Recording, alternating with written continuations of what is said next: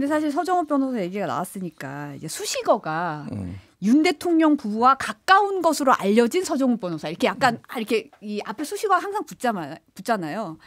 그런데 이제 뉴스하이킥에서 지난주에 대한민국 서열 1위는 김건희 씨다. 김건희 씨가 윤 전 대통령보다 판단력이 뛰어나다. 이 얘기는 사실 많이 나왔던 얘기긴 해요. 그런데 계엄날 밤에 성형외과 찾은 거 사실이다.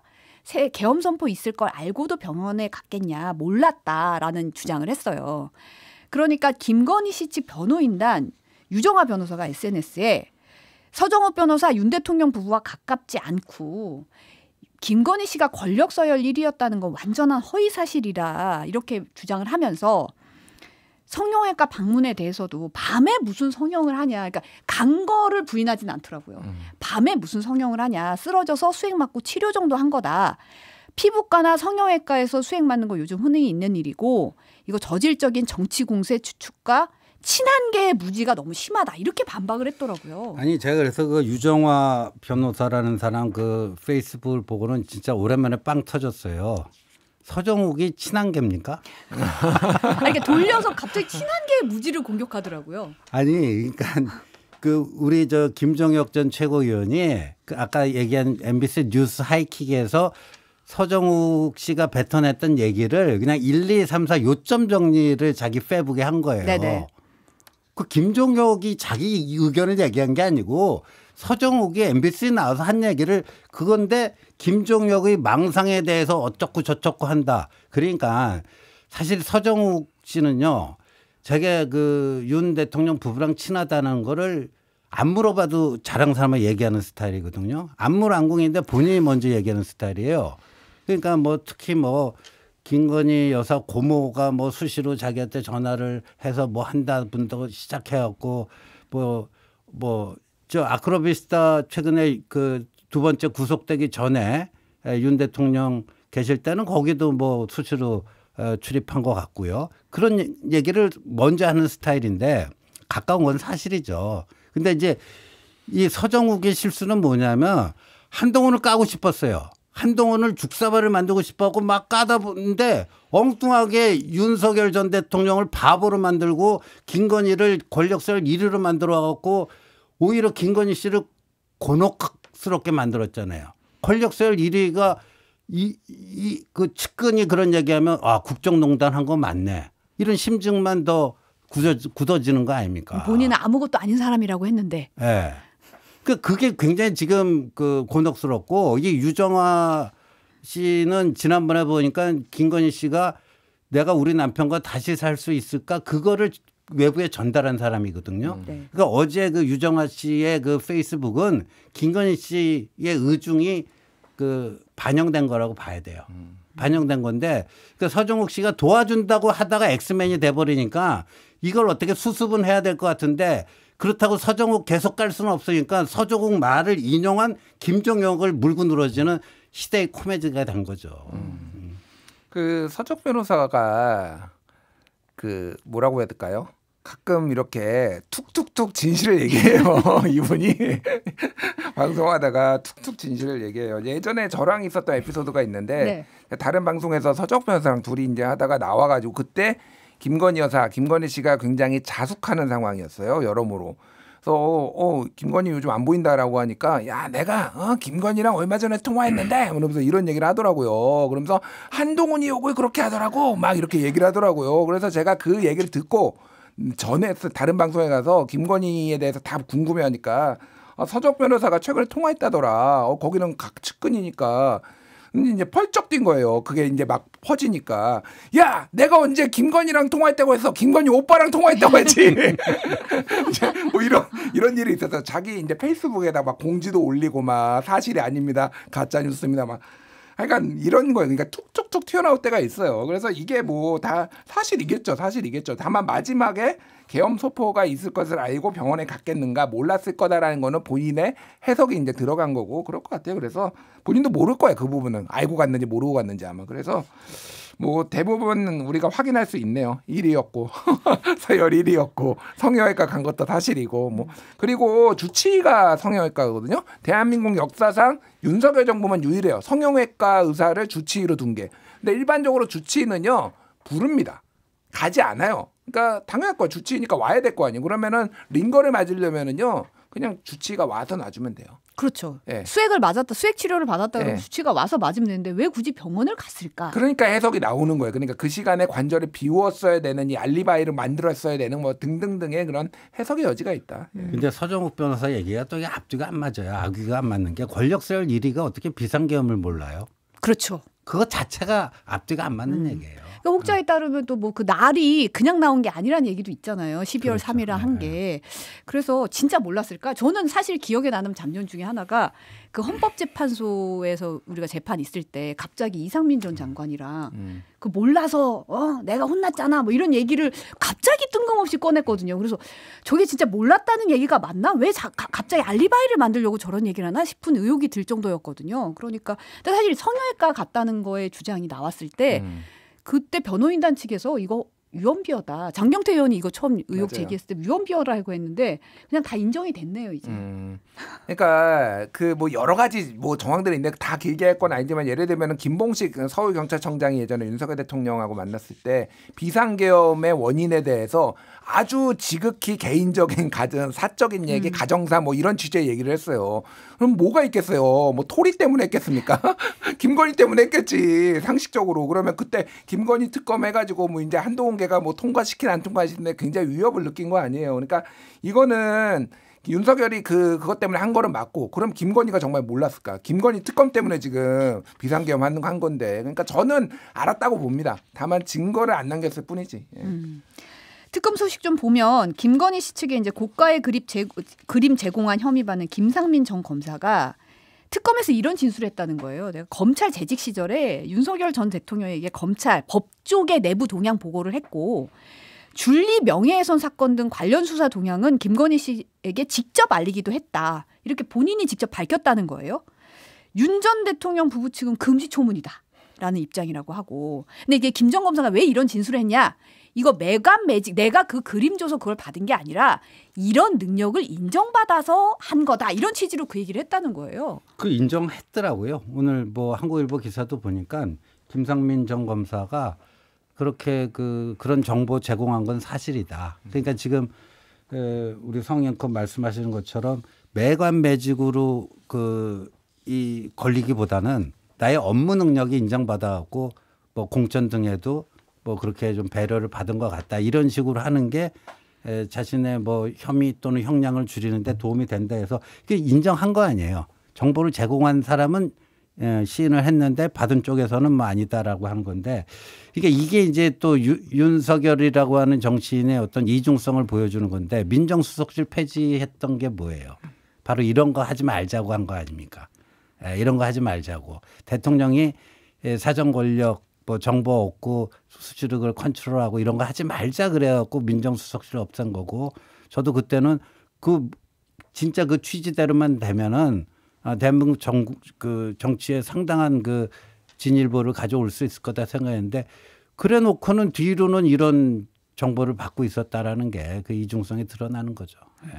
그러니까 이게 이제 딜레마인 거죠. 김상민이 이 얘기를 한 이유는 어느 게 형량이 더 센가 이거를 보다가 이제 뇌물로 가기에는 그러니까 너무 세니까 이제 그냥 내부 정보로 퉁치려고 하는 거고 그것도 인정 못하겠다라는 거고 뭐 이런 상황인 것 같아요. 그래서 이놈의 수사 정보는 왜 이렇게 알려주냐. 뭐 의혹이긴 하지만 권성동 의원도 저기 통일교 600억대 해외 도박 그것도 지금 알려줬다라는 거 아니에요. 그러니까 전직 검찰 출신, 뭐 경찰 출신 이 정치인들이나 아니면 심지어 현직까지 지금 이렇게 이제 심각한 문제다. 기강 문제도 있고 진짜 이거는 좀 중징계를 이미 검사가 아니니까 그러지만은 진짜 이런 일이 없도록 좀 해야 되지 않을까 생각 많이 드네요. 네. 이제 통일교 한학자 총재가 사실 오늘 특검에 출석해야 되는 이제 요구가 오늘 나와라라고 했는데 또다시 응하지 않았습니다. 이게 세 번째라서 특검이 어제 체포영장 청구 가능성 시사하니까 갑자기 태도를 바꿔서 17일이나 18일쯤 자진 출석하겠다 이렇게 밝혔는데 특검이 이제 한 총재가 일방적인 태도로 하니까 원칙대로 대응하겠다. 추가 소환 일정 통보 또는 체포영장 청구 검토하고 있다고 하는데 어떻게 보세요? 뭐 이 한학자 총재도 뭐 종교인이긴 하지만 뭐 법 앞에 모든 국민 평등한데요. 이거 자꾸만 뭐 피하면 안 되죠. 뭐 피하면은 뭐 체포영장 뭐 집행해야 되고. 그래서 뭐 근데 오히려 저는 그 암만 통일교가 제시한 돈이 그 엄청났다고는 하지만 이 정부에서 그 초대 민정수석을 했던 분이 그 변호인을 하고 뭐 제가 그 들은 바에 의하면 뭐 수십억대 그 저 착수금 뭐 이런 거였다고 그러더라고요. 근데 이제 특검이 이 한학자 총재에 대해서는 조금 예외적으로 이렇게 하는 거 아닌가 하는 생각도 들기는 해요.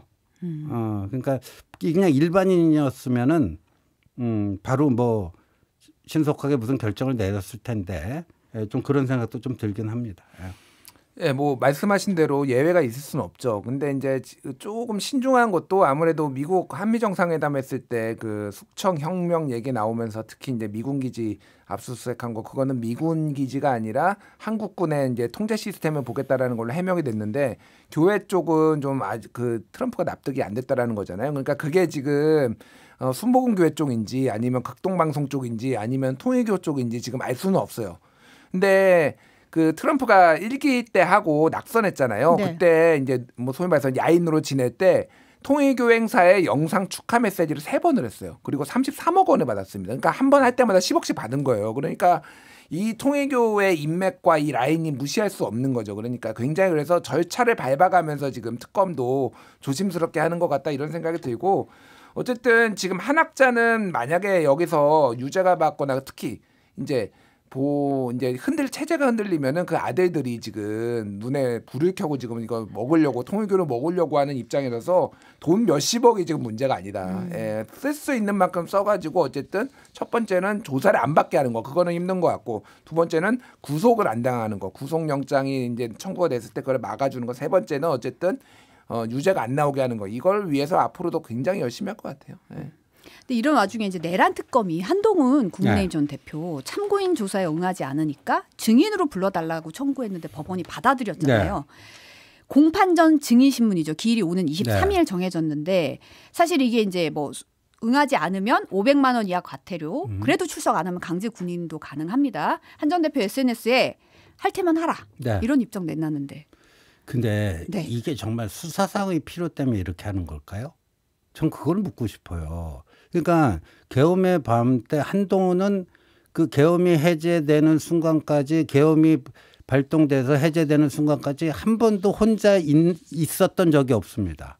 다 옆에 주변 사람들과 같이 움직였고 한동훈만큼 그 1박 2일 동안에 많은 기록을 남겨놓은 정치인이 없어요. 실시간대로 한동훈의 모든 행적이 거기 다 나옵니다.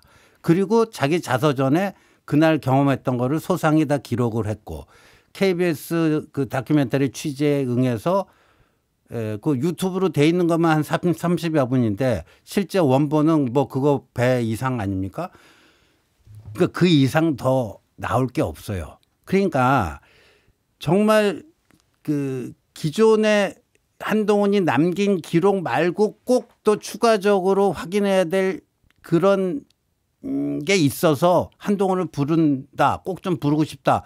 그건 수사상의 필요니까 조금 이해 못할 바는 아니에요. 근데 그런 게 없어요. 그리고 특검이 뭐를 더 뭐 해야 되겠다. 그걸 밝히지도 못하고 있어요. 그런 상태에서 이 언론 플레이 하는 거 아닙니까? 이 언론 플레이 하는 거고 그다음에 특검이 지금 자꾸만 선을 넘어가고 있는데 강제 구인하겠다? 강제 구인의 주체는 특검이 아니에요. 이 공판 전 증인 신문 방금 우리 성앵커가 말씀하신 것처럼 불출석하게 되면 과태료를 매길지 말지. 예. 이재명 대통령도 대장동 그 공판에 5번이나 불출석해갖고 과태료 받은 적이 있어요. 근데 강제 구인은 안 됐어요.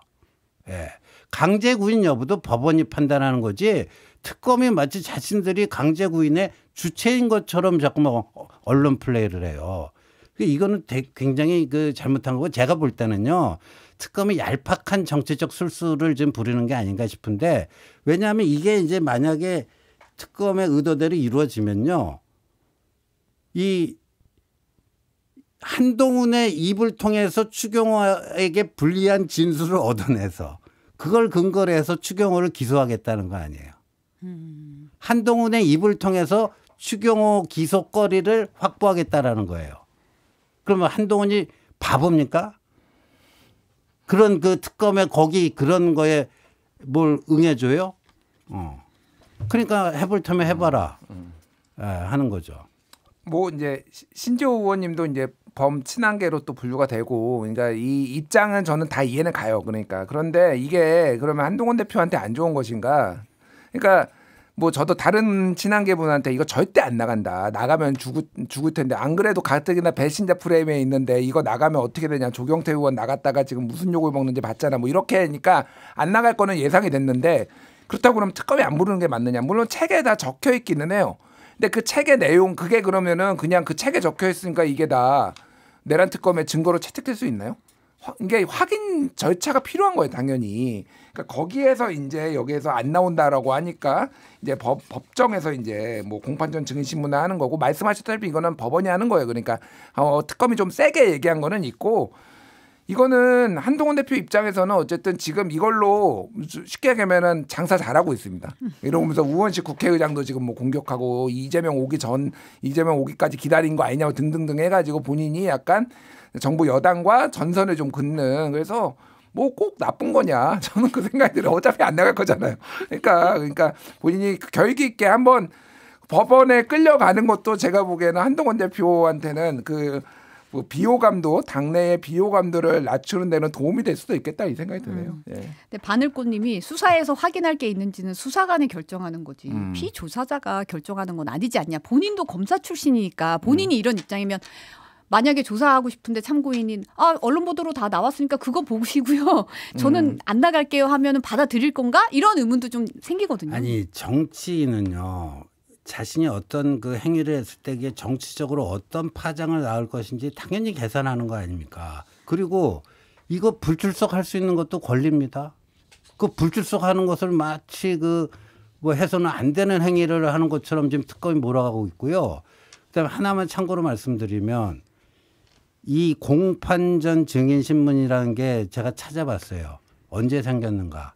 1972년에 박정희 정권이 10월 유신을 해갖고 대통령 직선제 폐지한 그 다음에 73년에 형사소송법을 개정해갖고 이 제도를 만드는데 그 검사가 증거 채집이나 이거를 신속하고 수월하게 하게끔.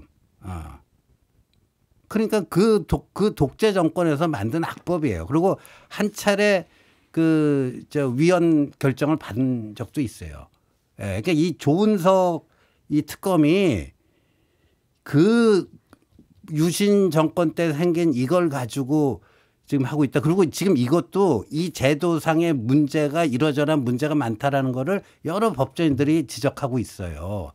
그러니까 제가 왜 지금 조은석 특검이 이런 무리수를 두는가. 오히려 정치공학적으로는 한동훈을 좀 이렇게 좀 정치적으로 또 부상시키게 하는 뭐 그런 측면이 있어요. 근데 이 김건희 특검에 비해서 이게 이게 내용이 빈약하거든. 그러니까 뭔가를 자꾸만 새로운 거리를 만들어 나가려고 하다가 이런 무리수를 지금 두는 거 아니냐. 근데 이거는 결국 그 조은석 특검의 패착으로 귀결될 거라고 봅니다. 짧게 말씀드리면 공판전 증인 신문은 문제가 있다라는 지적이 있는데 어쨌든 이거는 법원이 받아들일지 말지를 판단하는 거예요. 그러니까 법원이 받아들였다라는 거는 그거에 필요성이 있다라는 거고, 하나 제가 보기에는 내란 특검이 지금 추경호 원내대표 다음에 당직자들 압수수색했는데 그 10여 명에 이제 같이 있었던 사람들 조사를 하는데 제가 보기엔 좀 수사가 잘 안 되는 것 같아요. 그러니까 그 사람들을 불러다가 그냥 진술만 듣는 게 아니라 확실히 뭔가를 들이밀어 가지고 얘기를 해야 되면은 그 주변의 정황 증거들이나 아니면은 뭐 이런 것들을 확인해야 되잖아요. 그 중에서 가장 거기서 가까이 이 내용을 속속들이 아는 게 한동훈 대표니까 반드시 이게 정치적 목표 때문에 저는 특검이 했을까? 저는 그렇게 보지는 않아요. 그러니까 뭐 민주당이 시키든 뭐 거의 이거 같은데 그런 건 아닌 것 같고, 근데 수사가 난항인 거는 맞는 것 같다. 그쪽에 표결 방해 행위에 있어서 조금 어려움이 있는 건 맞는 것 같습니다.